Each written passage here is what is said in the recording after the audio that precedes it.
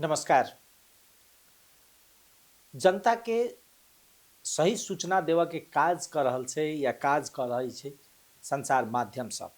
मुदा समय समय पर संचार माध्यम के अनुगमन नियमन के काज भी राज्य द्वारा भ रहल छै वा विभिन्न राज्य सब कर रहल छै। अखन एकटा विधेयक राष्ट्रीय सभा में दर्ता भेलैया सामाजिक संजाल के नियमन करऽ के हिसाब सँ। दोसर दिस एकर विरोध सेहो भऽ रहल छै जे राज्य कतौ ने कतौ व्यक्ति के स्वतंत्रता पर प्रहार कर रहल छै। एकटा राज्य के दृष्टिकोण छै जे नहीं हम सब प्रहार नहीं कर रहल छी, एकरा नियमन करऽ के काज कर रहल छी। दोसर दिस प्रदेश सरकार गठन भेला के काज वा भेला के बाद में प्रदेश सरकार सेहो एहिठाम संचार के समृद्धि करऽ के लेल, संचार क्षेत्र के विकास करऽ के लेल और संचार क्षेत्र में जे समस्या सब देखल गेल छै ओकरा सबके नियमन करऽ के हिसाब सँ विभिन्न निकाय सब गठन कलकै। ओही निकाय में आम संचार प्राधिकरण सेहो प्रदेश सरकार के गठन भेलै। करीब करीब 4-5 वर्ष एहि संस्था गठन भेला के बीतऽ के क्रम में छै और एहिसँ मध्य प्रदेश के समग्र संचार के उत्थान में कते बल पहुँचलै एकटा विषय। दोसर जे अखन के अवस्था में सरकार के या राज्य के दृष्टिकोण मीडिया के प्रति कते उदार छै, ई तमाम विषय वस्तु के आइ हम सब केंद्र में राखि कऽ बातचीत करब। आइ हमरा सबके बीच में अतिथि छथि आम संचार प्राधिकरण के अध्यक्ष श्याम सुंदर यादव। सबसे पहले स्वागत श्याम जी। जी धन्यवाद। जखन जनकपुर एकटा की रहे कि जी। अपने सक्रिय पत्रकारिता में रहि कऽ जी जी एकटा की होइ छै जे ई राजनीति नियुक्ति या पद जे होइ छै जी ई मतलब पत्रकारिता क्षेत्र से निष्क्रिय भऽ गेल, ई जी। नेतागिरी करऽ लागल, जी। तकर ओकरा सेटलमेंट करऽ के हिसाब से ई पद देल जाइ छै, जी जी है ना। अखन धरि के सिनारियो में देखल गेल छै। लेकिन अपने जे एलिए तऽ पत्रकारिता क्षेत्र में क्रियाशील होइते अवस्था में एलिए, की सोच के एलिए जनकपुर जे नहीं चलू सरकार जिम्मेवारी दऽ रहल छै, जिम्मेवारी बोध कर रहल छी, या की सोच कऽ जनकपुर एलिए? जी एकदम वास्तव में अपने बहुत बढ़िया बात उठेलिए। खास करके सप्तरी जिला से हम पत्रकारिता करैत आबि रहल छलिए, टेलीविजन में, FM में, रेडियो में, ऑनलाइन में, बहुआयामिक हिसाब से मीडिया क्षेत्र के विविध मीडिया सब में काज करैत आबि रहल छलिए। ताहि क्रम में एकटा जिम्मेवारी भेटलै, अपना आपके बुझायल जे नहीं अब पत्रकारिता के अतिरिक्त यदि जिम्मेवारी भेटै छै तऽ ओकरा निर्वहन कयल जा सकै छै। हमर एकटा सब दिन की खूबी रहलै जे काज करी या जे जिम्मेवारी भेटै तऽ ओकरा ईमानदारी पूर्वक जे छै निर्वहन करी, हमर एकटा सब दिन से सोच रहैत एलैए। ओना पत्रकारिता में कही तऽ बहुत व्यस्त पत्रकार मध्य के एकटा हमहूँ छलिए सप्तरी जिला से, और अपने आप के जे छै ओहि रूप से जे छै प्रदर्शित करैत आबि रहलिए, अपने आप के जे छै ओहि हिसाब से खड़ा करैत आबि रहलिए।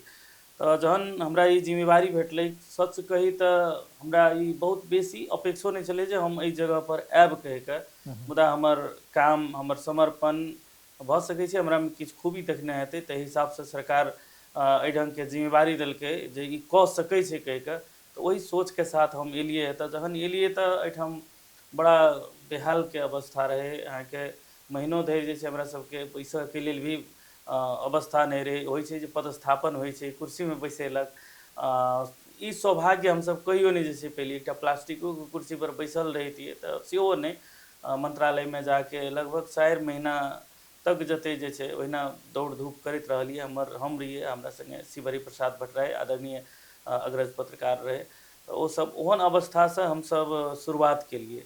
सच में कही तऽ ओहि टाइम में अहाँ के कोविड के बात सब सेहो रहे। हमरा आइ कहऽ पड़ैए जे एना बुझायल जे मीडिया के निकाय तऽ गठन कऽ देलकै, लेकिन ओकर व्यवस्थापन केनाइ सेहो हमरा बुझाइ छै जे जरूरी छलै ओहि समय के, जे कार्यालय में आम संचार प्राधिकरण होइ या अन्य निकाय सब होइ जे गठन करै छी तऽ ओकर जिम्मेवारी दै छी तऽ ओकरा बैसऽ के लेल या कोन ठाम कार्यालय हेतै, की हेतै, ओहिमे रहऽवला कर्मचारी हेतै कि नहीं हेतै, एहि अवस्था से जाहि समय में एलिए न कर्मचारी रहे हमरा लग, न कुछो रहे, न घर रहे, कतौ ठेकान नहीं रहे। एहि अवस्था के सामना करैत जे छै कम से कम आइ प्रयास करैत, व्यवस्थित करैत करैत जे छै एतऽ तक गेलिए। सच में सब दिन जे छै हम संघर्षे करैत रहि गेलिए। एहि खातिर जे कर्मचारी जे कर्मचारी के ओहो निमित्त के कर्मचारी खातिर संघर्ष करे छलिए, कुल कर्मचारी नहीं, जम्मा 60 गोटा कर्मचारी के दरबंदी छलैए। तो जाहिमे कही तऽ हमरा सबके कहियो चैत में, कहियो बैसाख में, कहियो जेठ में, एहि हिसाब से अहाँके जे छै अख्तियारी दै छलैए, बजट के अख्तियारी सेहो आ निमित्त सेहो ओहि समय में तोकायल जाइ छलैए। बड़ा बेहाल के अवस्था रहै छलै। हमरा बुझाइ जे मंत्रालय होय या मुख्यमंत्री कार्यालय होय, शायद कोनो निकाय के यदि अध्यक्ष या पदाधिकारी हेतै तऽ हमरा से बेसी केओ नहीं दौड़ल हेतै। तो बस एकेटा बात ई रही जे एतऽ जे छै भावना रहे जे नहीं हम किछु करी, तो हम सरकार के सुविधा लऽ रहल छी तऽ ओकर सदुपयोग होना चाही, काम करी, से हमरा में ई भावना रहे कि तो मध्य प्रदेश के पत्रकार सबके बीच से एकटा श्रमजीवी पत्रकार के जे एकटा अवसर भेटलै तऽ हम ई बुझिए जे ई अवसर के सदुपयोग करऽ पड़तै। ओना हम सब देखने रहिए संघर्ष सब, ओहिमे रिपोर्टिंग के क्रम में जे विभिन्न आंदोलन, मधेश आंदोलन लगायत जन आंदोलन, विभिन्न आंदोलन सब रहे तो वो पीड़ा सब देखने रहिए, वो दर्द सब देखने रहिए, वो एकटा बात भयावह कहल जाय ने दृश्य सर, देखने रहिए। तो हम से एकटा ई छलैए। और जे हिसाब से मीडिया के भूमिका आंदोलन सब में रहल छै, राजनीतिक परिवर्तन में रहल छै, ओहि हिसाब से कही तऽ सरकार के दृष्टि नहीं रहल, एकदम खुलस्त नहीं, रूप में एगो कहल एगो जाए। बात कहल जाय ना, जो जेना अपने सबके हम एहि जी बीच में रोकै जी छी, जी जे मधेश आंदोलन भेलै, जी जी है ना, जन जी आंदोलन भेलै, दूटा आंदोलन में अहूँ समीप से देखने हेबै, जी हमहूँ सब जी समीप से देखलिए। ताहिके बाद किछु क्रियाशीलता के बात कल जाए तो किछु माओवादी के सशस्त्र द्वंद्व जी के जी उत्तरार्ध अर्थात समाप्ति के जी अवस्था में 2-4-5 वर्ष ओकर जे संक्रमणकालीन अवस्था रहे, पत्रकार सबके बहुत के पुलिस के बूट लागल हेतै, बहुत पत्रकार अश्रु गैस खेने हेतै, बहुत के लाठीचार्ज लागल हेतै, अर्थात ओकर शरीर के विभिन्न अंग सब में प्रहार भेल होतै। ओकरा सबके ई भेलै जे श्याम जी अगर पद पर जाइ छथि तऽ ओ मलहम लगा देथिन। जी अपने के केना बुझाय मलहम लगाबे सकलिए? पत्रकारिता के पत्रकार के दृष्टिकोण से कहि रहल छी, अपने मीडिया हाउस के कोनो सहयोग केने हेबै, जी जी लेकिन पत्रकार के किया नहीं सहयोग कर सकलिए? जी एना छै अहाँके पत्रकार के हकीकत के लागी प्रयास तऽ हम सब के लिए मलहमे तऽ नहीं लगा सकलिए, लेकिन व्यवस्थित करे के प्रयास के लिए जेना कहल जाए। एहिसँ पहिने हम जोड़े चाहब जे बजट मान के चलू 8 जिला के मध्य प्रदेश से 8 जिला के लागी बजट कते दै छी, कहियो 25 लाख, कहियो 50 लाख, कतेक दुर्भाग्य के बात छै। ओहिठाम अहाँके एकटा मंत्रालय के बजट रहे छै 51 करोड़ रहे छै विज्ञापन के लागी या अन्य प्रचार प्रसार के लागी, लेकिन एकटा निकाय के बजट ओहि ढंग से होइ छै। तो ई अवस्था सब सेहो छै। अपने मलहम के बात उठेलिए, वास्तव में जे अपने पीड़ा के वर्णन के लिए बहुत रास क्षण के प्रत्यक्षदर्शी सेहो छी आ भुक्तभोगी सेहो छी। लेकिन हमरा एला के बाद अहाँके हम सब प्रयास के लिए जे नहीं किछु करऽ पड़तै पत्रकारिता के लेल आ मीडिया के लेल सेहो। तो हम जानकारी कराबे चाहब जे मध्य प्रदेश के पत्रकार सबके स्वास्थ्य आ दुर्घटना बीमा कराबऽ पड़तै, कम से कम किछु करी कहि के, कि तऽ समय अंतिम समय में हमरा सबके जे छै बजट पठबै कर्मचारी विहीनता के अवस्था में एकटा कर्मचारी चाहे 4टा कार्यालय देखऽ के स्थिति सब रहे। तो ओना ई कहल जाए तऽ हम कहियो हम अपने आप के हम अनुभव नहीं केलिए जे हम अध्यक्ष छी, अध्यक्ष भऽ के हम ई काज नहीं केलिए। हमरा बुझाइ जे कंप्यूटर टाइपिंग से लऽ के कार्यालय के जे कर्मचारी के करऽ वाला काज सब होइ छै, या फाइल लऽ के हाकिम साहब कतऽ निमित्त हाकिम साहब कतऽ छथि ओतऽ जाके हस्ताक्षर करा के, लेकिन पत्रकार साथी सबके मीडियाकर्मी साथी सबके सेवा देबऽ के प्रयास तऽ जरूर केलिए।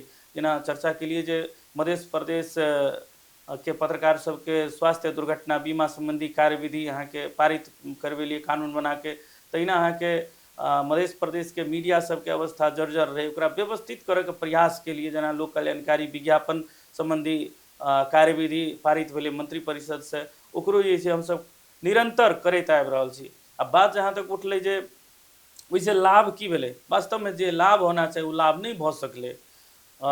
समस्या कतऽ छै जे अहाँके बजट पर्याप्त नहीं भेलै। आ एखने हम सब जे छै विज्ञापन दै छी तऽ ओ विज्ञापन दऽ रहल छी 20,000, 25,000, 15,000, 8,000, 7,000 कऽ के। हमरा बुझाइ जे ई कोनो हिसाब से जे छै उपयुक्त नहीं भेलै। मध्य प्रदेश सरकार के जे विभिन्न गतिविधि सब होइ छै या एहिठाम के जे वस्तु जे विकृति विसंगति सब रहै छै ओहि सबके विरुद्धमे सचेतना खातिर जे छै विज्ञापन देल जाइ छै।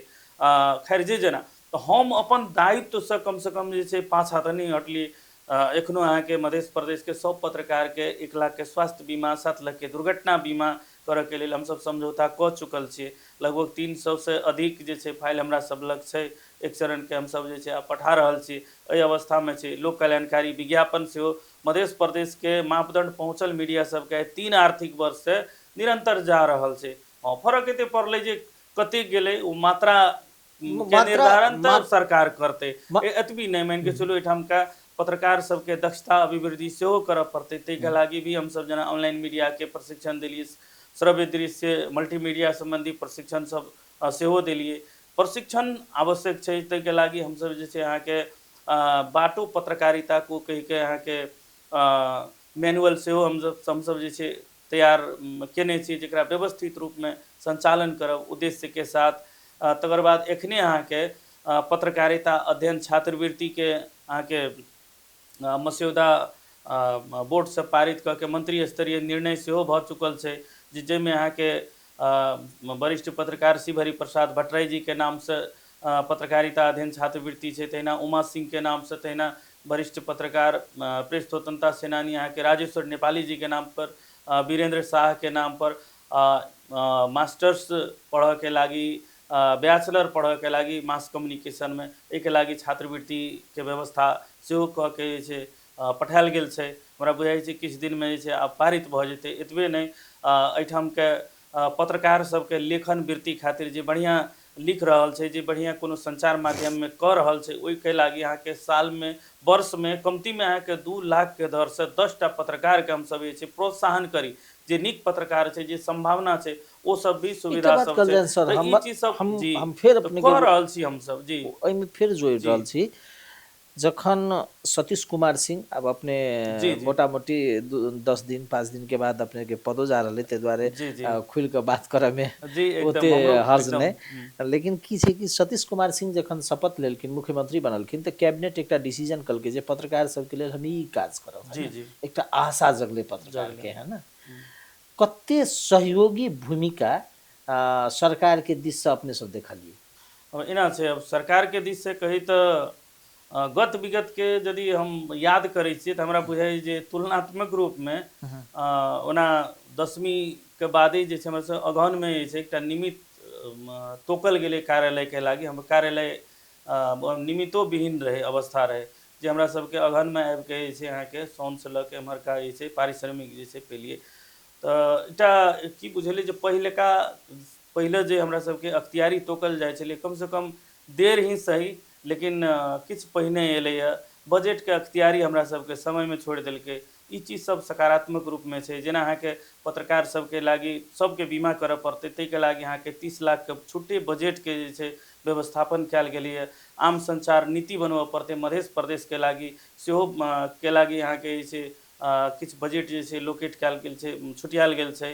तहिना अहाँके पत्रकारिता प्रोत्साहन करऽ के खातिर नीति लाबऽ पड़तै। ओहि सब खातिर जे कि हम चर्चा कऽ चुकलिए जे ओ चीज अहाँके जे छै पत्रकारिता अध्ययन छात्रवृत्ति एवं प्रोत्साहन कार्यक्रम, ओहिमे बहुत सारा बात सब छै जे अहाँके मध्य प्रदेश के केओ पत्रकार यदि कोनो विषय में रिसर्च करऽ चाहै छै, अध्ययन करऽ चाहै छै, तऽ सेहो सब जे छै अहाँके 5 लाख तक के जे छै ओ लऽ के साल भरि या 6 महीना के ओ समय दऽ के जे छै ओ सब कयल जा सकै छै। ई बात सब छै, हम एकरा सकारात्मक रूप में लेलिए। तुलनात्मक रूप में हम एकरा सकारात्मक रूप में सच में कही तऽ हम जे हिसाब से मतलब खुला दिल से उदार भऽ के काज करऽ के लागी एलिए, काज करे ले एकदम चाहै छलिए, एकदम ललक जे छलै ओहि हिसाब से सच में हमरा लग ओ एकोटा कर्मचारी यदि थाई कर्मचारी हमर कार्यालय में यदि रहितै तऽ हमरा बुझाइ छै जे ओ हमर सहयोगी भऽ के ही सही या हम ओकर सहयोगी भऽ के ही सही और बेसी काज सब होइतै। दोसर बात की छै, कनि ढीला सुस्ती सब सेहो छै। ई निरंतर जे छै होइत आबि रहल छै। कर्मचारी सब में जे एतऽ से भावना होबाक चाही, तऽ ओ भावना में कतौ ने कतौ जे छै कमी हमर अनुभव ई 4 वर्ष के अनुभव में हमर रहल तेना बुझाइए। कर्मचारी सब एना रहै छै जतऽ खास कऽ कऽ ई मीडिया के क्षेत्र होइ छै, सुशासन पर बेसी वकालत कयलक, ई कहल जाइ छै जे कर्मचारी सबके शुभ लाभ जतऽ नहि होइ छै ओतऽ जाय नहि चाहै छै, ई समस्या सब देखाई दै छै। अब एकरा ओहि ढंग से तऽ की कही अब लेकिन ई छै जेना होबयवला काज यदि छै तऽ काज कऽ देबऽ पड़तै कहि के, काज होना चाही कहि के, तऽ ई ठीक छ हेरदै छु, ठीक छै देखै छी, 10 दिन के बाद या 15 दिन के बाद या अब एहि ढंग के ई प्रवृत्ति सब छै। लेकिन हम तऽ ई कहबै जे केओ भी पदाधिकारी होइ कि कर्मचारी होइ, यदि अहाँ जे छै सरकारके पाइ खा रहल छी, पारिश्रमिक लऽ रहल छी, तऽ अहाँके जे छै ईमानदारीपूर्वक काज करऽके चाही। हमरा बुझाइ छै यदि ईमानदारीपूर्वक काज यदि सब केओ करऽ लागे तऽ हमरा बुझाइ छै मध्य प्रदेश बनऽमे, उदाहरणीय बनऽमे समय नहि लागतै। एतऽसँ जे छै ने ई भावना एतऽसँ जे छै हुअ पड़लै, ओ लहर जे छै एतऽसँ एकटा हुअ बात कहल पड़लै, जाय ई ने, चीज जेना कमी देखलियै अपने कि सब 3-4टा संचार मंत्री संगे जी जी काज केलिए, जी जी सबसँ सहज या कहबै जे संचार क्षेत्र प्रति या पत्रकार प्रति उदार मंत्री कोन देखलिए? एकदम वास्तवमे 6-7 गो मंत्री सब देखलिए। हमरा किछु फरक अनुभव आ कही तऽ हमर भावना बुझऽवला जेना मंत्री सबमे एखन अहाँके हम शुरूमे नाम लेबऽ चाहब ज्ञानेंद्र कुमार यादव जी, जे कि शुरुआती केने रहे, काफ़ी संघर्ष सब रहे, लेकिन एखन वर्तमानमे राजकुमार लेखी जी, माननीय राजकुमार लेखी मंत्री जी, जहिएसँ अयलै तहिएसँ काम की भऽ रहल छै, कतऽ छै, केना छै, काम केना आगाड़ी बढ़ि रहल छै, काम करऽ पड़तै। नहि श्याम जी अहाँ काज करू, कार्यक्रम रखू, की करऽ पड़तै, नीति बनाउ, कानून बनाउ, केना मीडिया नीक भऽ सकै छै, ई एकटा जे छै भीतरसँ हुनकामे देखलिए। और एकटा सचमे हमरा बुझायल जे मीडिया बूझल लोग आ कही तऽ पत्रकारके भावना बूझल पहिल बेर जे छै मंत्री जी हमरा राजकुमार लेखी माननीय जी आयल छै, हमरा तेना बुझायल। और जँ कतहु किछु दुविधा भेल तऽ एकटा होइ छै ने गार्जियनशिप, जे अभिभावकत्व सेहो हुनकामे ई देखलिए जे नहि काम करू, काम करऽवला लोकके प्रोत्साहन जे छै करऽके प्रवृत्ति, ताहि खातिर हमरा बुझाइ छै। तऽ हम की बुझैत रहै छियै तऽ हमर मंत्री जीके आदेश छै, मंत्री जी कहि रहल छै जे काम करू, आगू बढ़ू कहिके, तऽ एकटा कनि आओर जे छै भीतरसँ हौसला बुलन्द भऽ गेलै। हमरा बुझाइ जे पूस आ माघ लगभग 2 महीना भेलैए, लगभग 2.5 महीनामे निमित्त कार्यालयमे निमित्त तोकलाके बाद बहुत सारा जे छै काज सब हमसब आगू बढ़ा देने छी। जेना पत्रकारिता प्रोत्साहन, पत्रकारिता अध्ययन छात्रवृत्ति एवं प्रोत्साहन कार्यविधि सब वहाँके मंत्री स्तरीय निर्णय भऽ के आगू बढ़ि चुकल छै। तहिनाके आम संचार नीतिके मस्यौदा तैयार भऽ चुकल छै। बुझाइ जे आम संचार नीति यदि बनि जाइ छै तऽ जे अपने कहलिए यऽ तऽ सारा बात सब ओहिमे संबोधन हेतै, और सरकार जे छै उचित यदि बजट विनियोजन करै छै तऽ नीकसँ एकरा आगू बढ़ायल जाइ छै। हमरा बुझाइ जे एहि अवस्थामे एहि हिसाबसँ यदि काज करऽके लेल माहौल रहतै तऽ काज कयल जा सकै छै, हमरा तेना बुझायल। ओना हमर समय इएह माघ 29 गते शेष भऽ रहल छै, ओना पीड़ा तऽ भऽ रहल छै कि तऽ जे बहुत रास काज सब करऽके छलै, काज सब नहि भऽ सकलै, तऽ ई तऽ छै। लेकिन तुलनात्मक रूपमे कहल जाय तऽ परिवर्तन हमरा बुझाइए जे यदि किछु हम तऽ कहै छी जे 1-2 साल यदि ओ रहि जाय गृह संचार मंत्रीमे माननीय राजकुमार लेखी जी, तऽ किछु परिवर्तन जे छै हेतै, हमरा तेना बुझाइए। हम हुनकामे ई चीज देखने छी। ओना ओ पत्रकारिता क्षेत्रके अनुभव केने छै, काठमाण्डूमे रहिके पत्रकारिता केने छथि, तऽ ताहि हिसाबसँ सेहो बुझाइ छै जे बहुत बढ़िआँ। ई संचार मंत्रीके जी संचार मंत्रीके। ओना मुख्यमंत्री जीके बात करी तऽ मुख्यमंत्री जी सेहो जे छै अहाँके सकारात्मक रहै छै। व्यक्तिगत रूपेण कहियो काल फोने कऽ के जानकारी लैत रहै छै की भऽ रहल छै, ओ मस्यौदा कतऽ तक गेलै, विधेयक तैयार भेलै कि नहि भेलै, एहि ढङ्गके हुनकर चासो रहै छै। तऽ हम कनि कम्फर्ट बेसी फील कऽ रहल छी।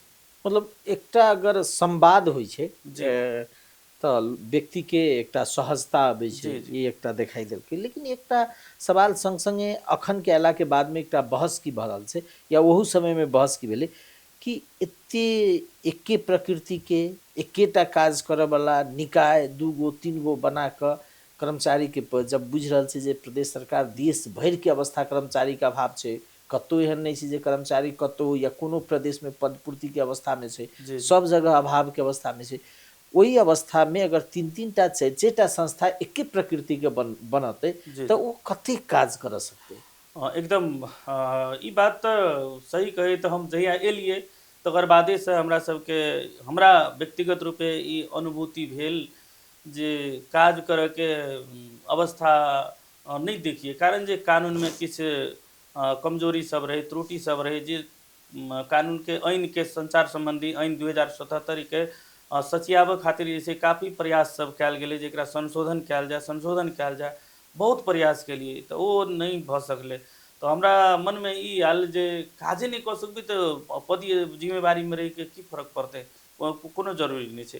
तो ई अवस्था के अनुभूति सब भेल, मुदा की छै तऽ हम कतेको बेर मंत्री जी लग सेहो बात रखलियनि जे कि तऽ काम करऽ के अवस्था हुअ पड़लै, कानून के संशोधन कऽ देबऽ पड़लै, जेना मध्य प्रदेश के FM रेडियो टेलीविजन पत्र पत्रिका ई सब अहाँके मध्य प्रदेश सरकार के मातहत में आबऽ के छलैए। जैसे अहाँके मध्य प्रदेश सरकार के राजस्व वृद्धि सेहो होती, 70-80 लाख के हाराहारी में रिन्यू राजस्व करऽ वृद्धि में होती। रिन्यू में तऽ स्वाभाविक छै अपन की होइ छै राजनीतिक बात सब होइ छै, ओहि संगे जुड़ल किछु और बात सब होइ छै, तऽ एहि विषय में हम नहीं कहब।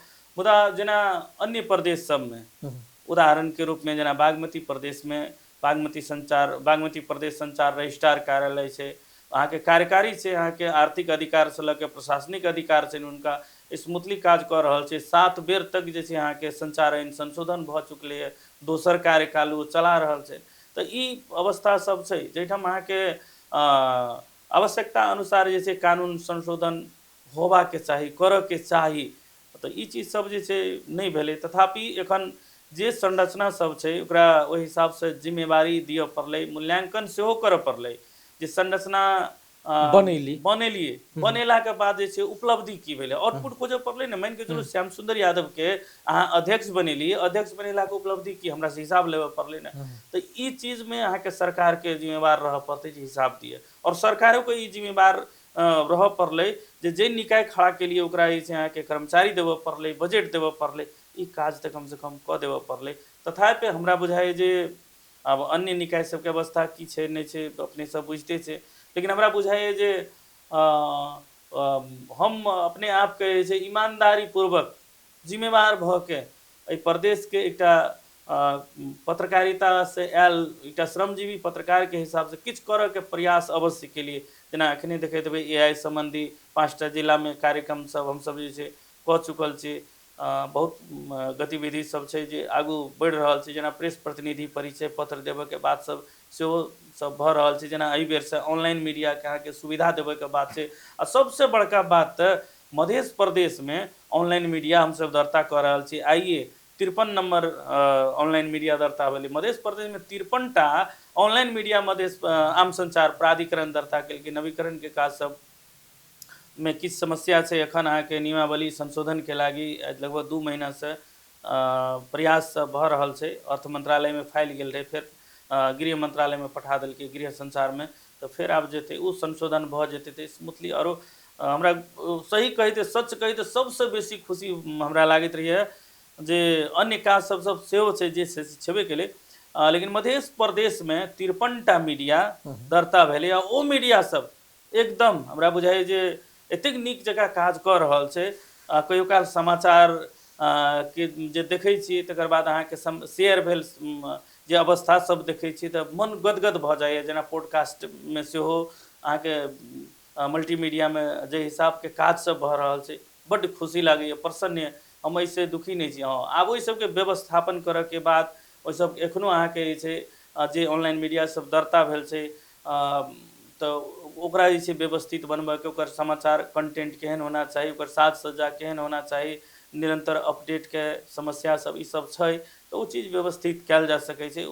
बहुत काज भेलै हमरा बुझाइए अपन आम संचार प्राधिकरण से जे हिसाब से हमरा सबके प्रयास के लिए बहुत तऽ नहीं सही लेकिन बहुत काज भेलै। मान के चलू अनुभूति तऽ भऽ रहल छै ने मध्य प्रदेश के मीडिया सब कि प्रदेश सरकार छै कहि के प्रदेश सरकार के किछु ने किछु तऽ लाभ पाबि रहल छै। प्रशिक्षणे कार्यक्रम सब होइ छै, तालीमे होइ छै, ओहो सबमे तऽ सहभागिता तऽ बढ़ि रहल छै।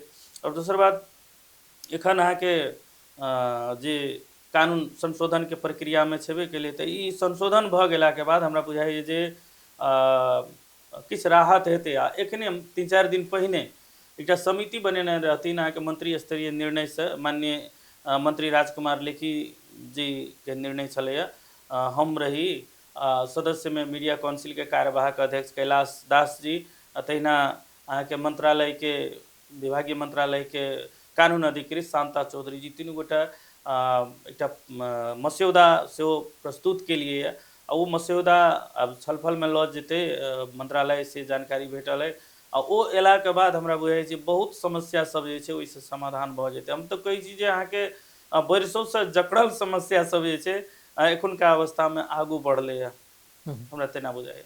लेकिन एना ई संपूर्ण चीज भेला के बादो में श्रमजीवी पत्रकार के जे अवस्था छै ओहि में कुल मिला कऽ परिवर्तन नहीं भेल छै। जी अखनो बशर्ते भऽ सके अपने सबके जे अनुभव भऽ जी सके, जी लेकिन ओकरा जे न्यूनतम तलब के अवस्था छै ने ओहो नहीं पाबि रहल छै। जी वही प्रवृत्ति वही अवस्था में मीडिया के वा मीडिया में काम करे के अवस्था छै। बहुत जगह पाबि रहल छै, बहुत जगह नहीं पाबि रहल छै, लेकिन समग्र कुल अवस्था में नहीं पाबऽ के अवस्था छै। अपने सब विभिन्न जगह पर अनुगमन के जी लिए जी की अवस्था छै मीडिया के, खास कर श्रमजीवी सबके? एकदम श्रमजीवी के अवस्था के जे बात कहलिए तो वास्तव में श्रमजीवी के जे हिसाब से हुनका सबके जे उचित पारिश्रमिक भेटऽ के चाही उ तो नहिए भेट रहल छै। लेकिन बात एकटा इहो जायज की छै जे मध्य प्रदेश के जे संचार गृह सब छै, संचार गृह सब कमजोर छै। संचार गृह में काज करे वाला वो श्रमजीवी सबके संख्या कहबै तो अत्यंत न्यून छै। मध्य प्रदेश में जेना FM रेडियो के बात करबै तो लगभग अहाँके 2 दर्जन से बेसी, लगभग 2.5 दर्जन के हाराहारी में FM रेडियो सब बंद भऽ चुकलै है। पत्र पत्रिका सब देखे रहल छी अहाँके कोन अवस्था से निकलि रहल छै, बहुत कमजोर अवस्था सब। जेना जिला सबसे जे पत्रिका सब निकलै छै, पहिने जे पत्रिका अहाँके 2000 प्रति छपै छलै झड़ि के 200 में चलि गेलै। जाहिठाम हम जाहिठाम अहाँके 10टा जनशक्ति छलैया, 15टा छलैया, ताहिठाम अहाँके 3 आदमी 4 आदमी मिल के काज कऽ रहल छै अवस्था छै। आमदनी के स्रोत सेहो जे छै अहाँके मीडिया सबके घटि गेलै है। संख्यात्मक रूप से मीडिया बढ़लै है, गुणात्मकता गुना में कमी काल्हि एलै है। परसू खन हाँ हम अहाँके जनक चौक पर बहुत पुरान पत्रिका पसल छै जी जी दुकान छै अहाँके दीप नारायण जी के, ओतऽ पूछलिए जी तऽ जी ओ हमरा जे केहन छै पत्र पत्रिका के अवस्था, किएक तऽ पहिले लोग साप्ताहिक पढ़क जी लेल जी लालायित्र के अवस्था में रहे, तो वो कहलक जे आप 20% जे पहले के तुलना में अखन के अवस्था में छै ओ दैनिक पत्रिका, साप्ताहिक जी तऽ शून्यता के अवस्था में छै। साप्ताहिक बहुत रास निकलबे नहीं करै छै, निकलै छै तऽ बाजार तक जाय के अवस्था नहीं रहे छै, बहुत सीमित पत्रिका निकलै छै। ई परिस्थिति के बीच में मीडिया जूझ रहल छै और जी जी वैकल्पिक मीडिया के विकास भऽ रहल छै। जी जी सरकार के या सरकार जे अखनो छै ओकर दृष्टिकोण वह पुरातन छै मीडिया के सहयोग करे के। जेना अपने सब कहलिए लोक जी जी कल्याणकारी विज्ञापन देलिए, तो लोक कल्याणकारी अगर FM के देल जाइ छै, लोक कल्याणकारी अगर टेलीविजन के देल जाइ छै तो प्रभावकारी छै, किएक तऽ ओ चलेबे करै छै। जी जी जे रहे जे हिसाब से जे कठिनाई से ओकरा चलऽ पड़ै छै।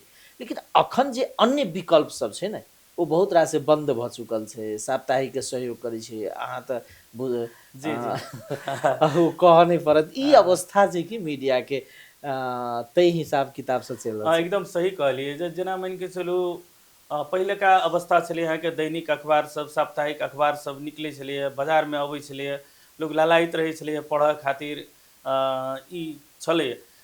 धीरे धीरे अहाँके की भेलै जे पत्र पत्रिका के संख्या सेहो बढ़ैत गेलै। जेना एखने अहाँके लगभग अहाँके 54टा पत्रिका सप्तरी जिला सब वर्गीकरण में पड़ल छै। अब अहाँ अनुमान कऽ सकै छियै जे यदि ओ पत्रिका सब अहाँके जे छै संख्यात्मक रूप में यदि फेर पहिलके अवस्था से यदि निकलऽ लागे तऽ पाठक तऽ हुअ पड़लै, कतेक पढ़तै पाठक, एकटा अवस्था सब सेहो रहै। पहिने अहाँके संख्या कम रहे तऽ ओहि हिसाब से अहाँके खपत सब बेसी रहे, और एखन धीरे धीरे घटैत गेलै है। विज्ञापन भी अहाँके मीडिया के संख्या कम रहे तऽ बेसी अबै छलै, लेकिन अहाँके ओहो में कमी आबि गेलै। विज्ञापन के बाजार के अवस्था से बाजार घटि गेलै। जेना FM सबके पहिने शुरुआत जे समय में खुलल रहे FM सब अहाँके भारतीय विज्ञापन सब सेहो लै छलै FM सबमे अबै छलै, आब नहि छै। जेना देखल जाए तऽ एखने अहाँके काठमांडू से अहाँके स्पॉन्सर प्रोग्राम सब अहाँके FM सबमे काफ़ी अबै छलैए, प्रस्तोता सब जे छै हायर कऽ के प्रोग्राम सब चलायल जाइ छलैए। दिनमे हम जे FM में काज करै छलियै, दिनमे 3टा 4टा प्रोग्राम तऽ स्पॉन्सर रहबे करै छलैए, तऽ नीक अमाउंट जे छै आबि जाइ छलै, किछु राहत होइ छलै, सहज होइ छलै। लेकिन आब ओ अवस्था जे छै नहि रहि गेलै। तऽ एकर विकल्प की?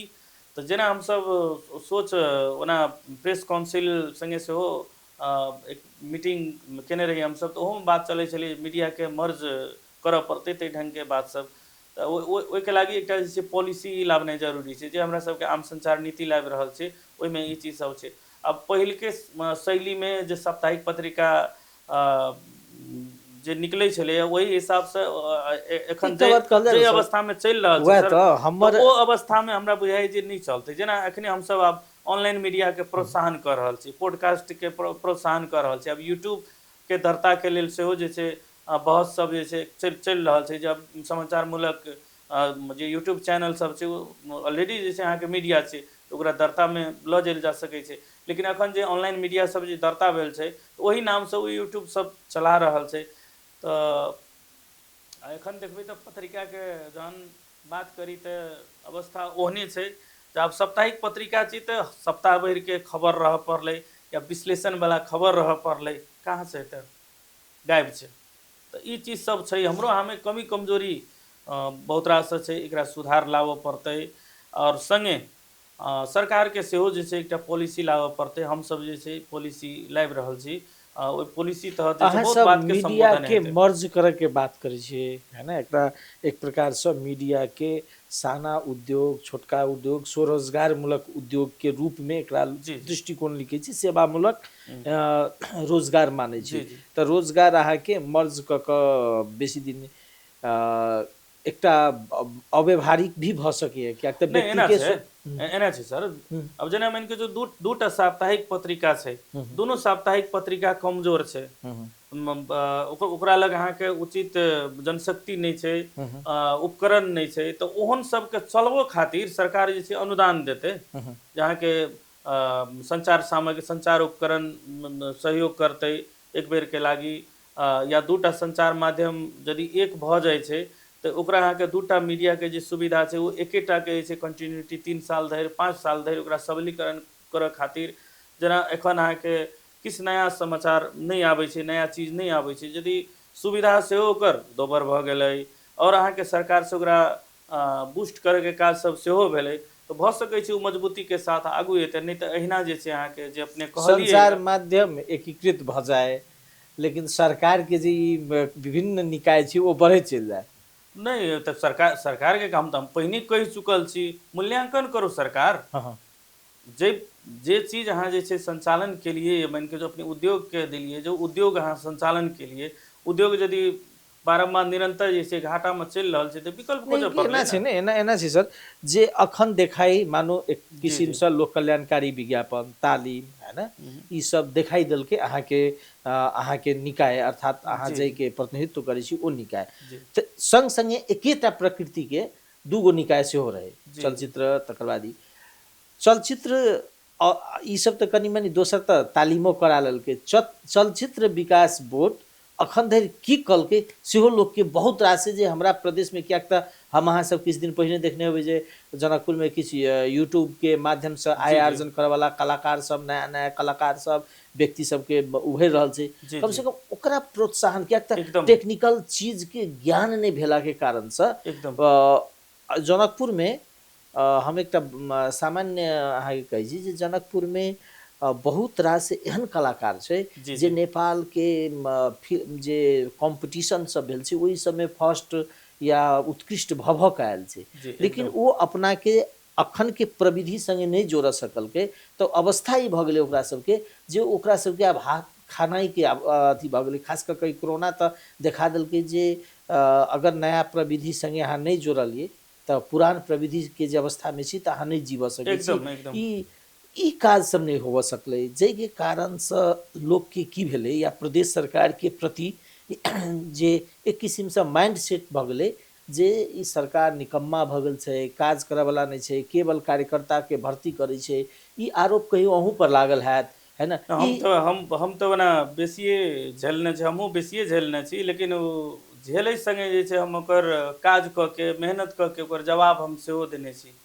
मतलब सबके एकेटा तर्जुमे राखि के नहि नहि तऽ जोखल जा सकै छै। हम फर्क छी, ताहि खातिर हम फर्क देखाइ छी। अपने जे बात कहलिए चलचित्र बोर्ड लगायत के विभिन्न निकाय सब छै, तऽ ओहो सबमे समस्या छै। हम चर्चा करब जे अहाँ निकाय गठन केलिए तऽ ओहि निकायमे कर्मचारी देने तऽ सरकारके दायित्व छै, ने देबऽ पड़लै ने कर्मचारी। काम अध्यक्ष थोड़ी करै छै, काम अध्यक्ष नहीं करै छै। कार्यकारी ओहिठाम अहाँके सब अधिकार अहाँके कर्मचारीमे निहित छै। बोर्ड अध्यक्ष के भूमिका रहै छै अहाँके बोर्ड से निर्णय करनाइ, ओ रेखदेख करनाइ, कार्यान्वयन भेलै कि नहि भेलै ओ सब देखनाइ, नीति बनेनाइ, योजना बनेनाइ, ई काज सब छै। लेकिन जाहिठाम अहाँके कर्मचारिए नहि दै छी, एकटा कर्मचारी तोकै छी, ओकरा 4टा 3टा 4टा कार्यालय देखऽ खातिर दऽ दै छी, निमित्त तोकि कऽ पठा दै छी, निमित्तके भरमे चलल छै, तऽ ओ अहाँके अंतिम समयमे आबि कऽ अहाँके जिम्मेवारी दै छी। बजट तऽ छै, चलचित्र बोर्डके उदाहरण देलिए, बजट तऽ काफ़ी छलै, काम किया नहि कऽ सकलकै? काम एहि खातिर नहि कऽ सकलकै जे कर्मचारी सब कर्मचारी मूल कारण छै। तऽ प्राधिकरणमे किया काम भेलै, सवाल तऽ उठि रहल छै। प्राधिकरणमे एहि खातिर काम भेलै जे श्याम सुंदर यादव अपने आपके ओ अध्यक्ष नहि बुझलकै। हम अपने आपके हम हमेशा अहूठाम ई बुझलिए, जहिना हम पत्रकारमे श्रमजीवी रहिए, हम एहिठाम ई बुझलिए जे सरकारके पारिश्रमिक खा रहल छी, थोड़ बहुत जे छै, लेकिन खा रहल छी। तऽ ताहि खातिर जे छै हमरा ई जिम्मेवारी छै काज करैके। हम तऽ अहाँके पहिलो चर्चा कऽ देलहुँ जे चाहे ओ टिप्पणी लिखऽके काज होय, चाहे ओ प्रस्तावना लिखऽके काज होय, चाहे ओ ऑनलाइन मीडियाके प्रमाण पत्रमे ओ टाइप करैके काज होय, हाकिमके खोजिके ओ साइन करा के हमर सेवाग्राही पत्रकार मीडियाकर्मी साथी सबके देबऽके बात होय, हरेक काज जो अपनासँ शुरुआत केली अपन लगसँ, और अपने तैयार कऽ के सर अपने कतऽ छी, एकटा अध्यक्ष कहै छै सर अपने कतऽ छी, कनि साइन करऽके छलै, कनि ओहिमे सही कऽ दियौ ने। अपनासँ फाइल लऽ के जतऽ रहै छथि ओ थप जिम्मेवारीमे ओतऽ जा के एखनो धरि जे छै काज करेनाइ, तऽ ई तऽ अनुमान कऽ सकै छी। भऽ सकै छै जे ओ अध्यक्ष, बहुत अध्यक्ष सब छै जे ओ अपने आपके ओ अध्यक्षके रूपमे बुझलखिन जे कर्मचारी दिअ पड़लै, सरकारके बजट दिअ पड़लै, ओ तब ने काज हेतै। लेकिन हम ई बुझलिए जे हम एकटा जे छै सेवक छी, तऽ ताहि खातिर हमरा काज एकटा करब। बात कहल जाय हम सर, एहिठाम आबि के सामान्य अपन इमेजके, एकेटा हाँ बात छै जे हम अपन इमेजके, हम अपन स्वाभिमानके जिंदा राखि के, ओ कायम राखि के, बरकरार राखि के एहिठामसँ हम फिरता होई। उद्देश्य इएह छलै कहिके जे हमरो पर ई प्रश्नवाचक चिन्ह सब नहीं लागे, और गर्वके साथ जे छै हम जवाब दऽ सकी कोनो कटघरामे। हमर उद्देश्य इएह छलै, हम सफल भेल छी ओहि उद्देश्यमे। वैज्ञानिक सब जी जे विभिन्न जे रिसर्च सब करै छै, ओ की कहै छै जी जी जे अगर अहाँके स्मरण शक्ति जी दुरुस्त राखऽके है, तऽ रातिमे सुतऽ कालमे दिन भरि अहाँ की केली से एक बेर याद कऽ लिअ, एकदम है ना? ऐसे बानी ओ बानी हमरामे है। ओहिसँ कहै छै जे आब होइ छै कते ओ हमरा नहि बुझल अइ, जी लेकिन जे अनुसंधानकर्ता ई सब जे छै ओ सब कहि रहल छै जे ओहिसँ व्यक्तिके स्मरण शक्ति बढ़ै छै। 4 वर्षके अपन मूल्यांकन तऽ ई आधा घंटामे नहि भऽ सकैए, नहि भऽ 10 सकै मिनटमे छै। नहि भऽ सकैए, लेकिन अपन मूल्यांकन करै छी तऽ अपनाके केहन फीलिंग होइए? ई अब अपने जे बात कहलिए यऽ सचमे ओना कहियो काल सुतल रहै छी तऽ अपने आपके जे नींद नहि होइत रहै छै तऽ सोचैत रहल, कतेको दिन तक कनिया कहल है कथी सोचैत रहै छै हरदम, सुतबै कि कथी बुनबुनाइत रहै छी, तऽ ओ अपने आपके जे छै ओ अनुभूति होइत रहै छै। आइ दिन हमर ओहिना बीत गेलै, आइ किछु नहि कऽ सकलिए, ई महीना हमर ओहिना बीत गेलै, किछु नहि कऽ सकलिए। ई स्वमूल्यांकनके बात छै। ई अनुभूति हम केलिए यऽ, और एखन कहल जाय तऽ बहुत रास काज सब जे छै जे एखन देखऽमे नहि आबि रहल छै। हमरा बुझाइए जे 6 महीनाके बाद ई काज सब जे छै पूरे सबके नजरि पे एतै, तकर बाद बुझेतै जे नहि फर्क छै, किछु काज भेलैए। तऽ ओहन अवस्था छै। हम अपने आपके कही तऽ मतलब 100% संतुष्ट तऽ नहि छी, लेकिन असंतुष्टो नहि छी। हमरा लागैए जे हम ईमानदार भऽ के, जिम्मेवार भऽ के हम काज केने छी, प्रयास केने छी। मतलब प्रयास नहि करी से हमरामे की होइत रहै छै हमेशा, ओ चिड़ैके जङ्गलमे आगि लागल रहै तऽ बड़का बड़का जानवर सब जे छै देखैत रहै, हँसैत रहै जे आब तऽ जरि गेलै कहिके, लेकिन एकटा चिड़ै जे छै चोंच में जे छै अहाँके पानि ल के ओहिमे छिटैत रहे आगिमे बुझबै खातिर, तऽ ओकरा कहलकै हम सब हँसै देखी पागल भऽ गेलैए, तऽ ई ओहिना कहूँ करतै ओकरा लोल से जे पानिके जे छिट्टा पड़ि रहल छै ओहिसँ आगि बुतेतै। तब ई कहलकै कि ठीक छै आगि तऽ बुतेतै या नहि बुतेतै तफसीलके बात छै, लेकिन काल्हि भने जे जंगलमे आगि लगलै सब चीज सोहा भऽ गेलै नष्ट भऽ गेलै, यदि ओकर इतिहास लिखल जेतै तऽ एकटा चिड़ै ओ अपन लोलमे जे छै चोंचमे जे छै पानिके बूंद लऽ के जे छै ओ आगि बुतबऽके काज करैत रहै। से काज जे छै हमरा बुझाइए जे ओ हम बहुत किछु हम नहि कऽ सकलिए, बहुत चीज हम चेंजो नहीं कऽ सकबै, परिवर्तनो नहीं बहुत बात नहीं कऽ सकबै, लेकिन हमर मानसिकता ठीक छलै, हमर सोच ठीक छलै, हमर नियत ठीक छलैए, और ओहि स्वच्छ नियत के साथ जे छै ओहि लोल में पानि के बूंद लऽ के जे छै हम छींटा मारे के प्रयास अवश्य केलिए। जाय काल में पीड़ा नहीं भऽ रहल है? नहीं पीड़ा खासे नहीं भाव, पीड़ा अनुभव ई भऽ रहल छै जा समय बीत गेलै कहिके, कनि और समय रहितियै तऽ देखबऽके हाँ देखबऽके बेर छलैए ओ देखा नहीं सकलिए जे अपन जे किछु काज सब मेहनत केलिए कहियो राति जागि जागि के ओ अपने आपसँ हम प्रश्न करैत रहै छलिए। ओना ई हमरामे बानी यऽ अपने समीक्षा करऽके, ताहि खातिर अपन कमी कमजोरी कहियो पीड़ा भेल कि नहीं? जेना व्यक्तिके की होइ छै कि कखनो काज करऽ कालमे बहुत रास तीट मीठ अनुभव होइ छै, लोकके अहाँके विभिन्न प्रकारके उपराग उल्हन सब सहऽ पड़ै छै।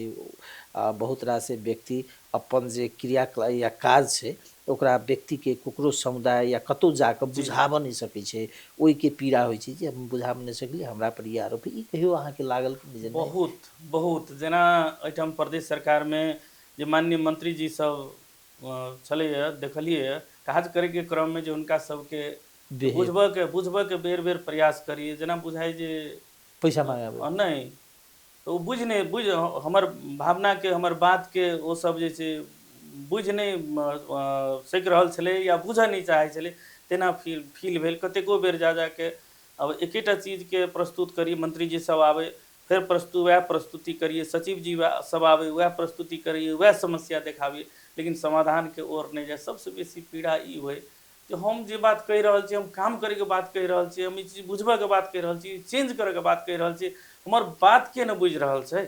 ई चीज सबसँ बेसी पीड़ा जे छै हमरा होइत रहै। आ कतेको बेर जे छै मतलब भीतरसँ ई होइत रहै धौ कतऽ लागल रही, एहिमे बढ़िआँ छलैए पत्रकारितेमे, अपन फेरसँ जे छै कैमरा कलम उठाबी फेर चलि जाए। लेकिन हम ई सोचलिए जे एकटा जिम्मेवारी जतऽसँ भेटलै, सरकार देलकै जिम्मेवारी, ई जिम्मेवारी यदि हम पूरा नहि कऽ के जेबै तऽ इहो हमरा लेल काल्हि भने जे छै ई एकटा उपरागके बात रहतै जे जिम्मेवारी देलकै चलाइए नहि सकलै, काज नहि कऽ सकलै। ओना बहुत लोग हमरा सबके कहबो करै, बहुत साथी सब जे कतेको बेर ईर्ष्या हिसाबसँ भी नहि सकै छी अहाँ छोड़िके चलि जाउ, राजीनामा दऽ के चलि जाउ, किएक नहि काम भऽ रहल छै, किएक नहि काम भेलै कहिके। लेकिन ओ भीतरके जे पीड़ा छलै जे ओ पीड़ा केकरा बुझाबी, ताहि खातिर कतेको दिन जे छै अहाँके ओ पीड़ाके मनेमे राखिके एकदम मौन भऽ जाइ छलिए। और विभिन्न जतऽ जवाब देबऽके बाजऽके अवसर सब भेटै छलै ओतऽ व्यक्त करै छलिए। तऽ हम इएह बात कहब जे एखन जे संघीयता पर प्रश्न चिन्ह भी कतहु कतहुसँ उठैत रहै छै जे जनता अनुभूति नहि कऽ पाबि रहल छै, तऽ हमर अनुभूति एतबी छै जे जिम्मेवार भऽ के यदि काज करै लए चाहतै तऽ हमरा बुझाइ छै वाओ कहतै। एखनो मध्य प्रदेशमे बहुत चीज जे छै चेंज कयल जा सकै इच्छा छै। भरल नहीं फिर हाँ रिपीट इच्छा वैसे करके? एखन नहि एना छै हमरा ई भीतरसँ पूछी तऽ ई छलैए जे कनि दिन और समय रहितै तऽ हम काज और करितियै कि, लेकिन पीड़ा हमरा खासे नहीं है। जतऽ जा किएक तऽ हमरा पास स्किल छै, हमरा पास गुण छै, किछु कऽ सकै नहीं छी, एना होइ छै ने अध्ययन व्यक्तिके एकटा स्टेज पार केलाके बादमे ओकरा फेर ओ पुरान पेशामे फर्कऽमे बहुत समस्या से बुझाइत रहै हाँ छै। तो अब वएह पेशा तऽ अब की कही कनि परिमार्जित तऽ करऽ पड़तै। जेना पहिने कैमरा कलम डायरी लऽ के गाम गाम घुमनाइ, विभिन्न ठाम जेनाइ, रिपोर्टिंग करनाइ, तऽ एकटा की होइ छै जे अवस्थामे एकटा जे मंच देलकै, जे गरिमामय पदपर जे आइ काज करैके अवस्था धरि जे पहुँचेलकै जे मध्य प्रदेश सरकार, हम ऋणी छी, नतमस्तक छी मध्य प्रदेश सरकार प्रति ई जिम्मेवारीके लागी। और एहिसँ बहुत किछु सीखऽके अवसर भेटलै। हमरा बुझाइए जे 4 वर्षके अनुभवमे हम जे सब देखलिए मन भऽ रहल छै यदि संभव हेतै तऽ हमरा बुझाइ छै 4 वर्ष के फेहरिस्त यदि हम लिखबै तऽ हमरा बुझाइ छै संभावना तो बढ़ि बहुत रहल छै, चीज संभावना तो बढ़ि रहल छै, जे रूप से राजनीति अहाँके ध्रुवीकृत भऽ रहल छै, भऽ सके अहाँके जे आस्था या जे सरकार विगत में नियुक्ति केने ओ रिपीट भऽ जाए तऽ इहो एकटा संभावना भऽ सकै छै। अब एखन हमरा अब ओ हम नहीं कहि सकब, लेकिन एकटा बात तो जरूर कहब। तो हम जहिया से पदीय जिम्मेवारी में लिए आम संचार प्राधिकरण के अध्यक्ष के रूप में, तो हम अपने आप के आम संचार प्राधिकरण के अध्यक्ष के रूप में अपने आप के प्रस्तुत करै छी। और चाहे सरकार आबै छै जाइ छै, परिवर्तन होइत रहै छै, हम ई बुझै छी जे हम सरकार के एकटा प्रतिनिधि पात्र छी, तऽ ताहि खातिर हुनका सहयोग करनाइ हमर दायित्व छै, जिम्मेवारी छै। तऽ ई जिम्मेवारी हम अपने आप के बुझै छी। ओना जहिया खुलि के राजनीति में जा पड़तै, हम सब दिन से कहै छी जहिया खुलि के राजनीति में जा पड़तै तहिना खुलि के पार्टी के सदस्यता लेबै, खुलि के राजनीति में जेबै। जा धरि पत्रकारिता में छी, पत्रकारिता क्षेत्र में ओ विशुद्ध जे छै पत्रकारिता के जे धर्म छै, आचरण छै, निर्वहन करैत रही, से हमरा अपना आप में अनुभूति होइत रहैया। बहुत बहुत धन्यवाद सर। खास कऽ हम सब और विषय वस्तु में सेहो बातचीत करतहुँ, लेकिन धन्यवाद। अखन अपने के जी, जी। एकटा जे पदीय दायित्व बाकी ताहि दुआरे हमसब ओही के केंद्र बिंदु में रहि कऽ अपने संगे बात केलहुँ, समय देलहुँ, ताहि के लेल बहुत बहुत धन्यवाद।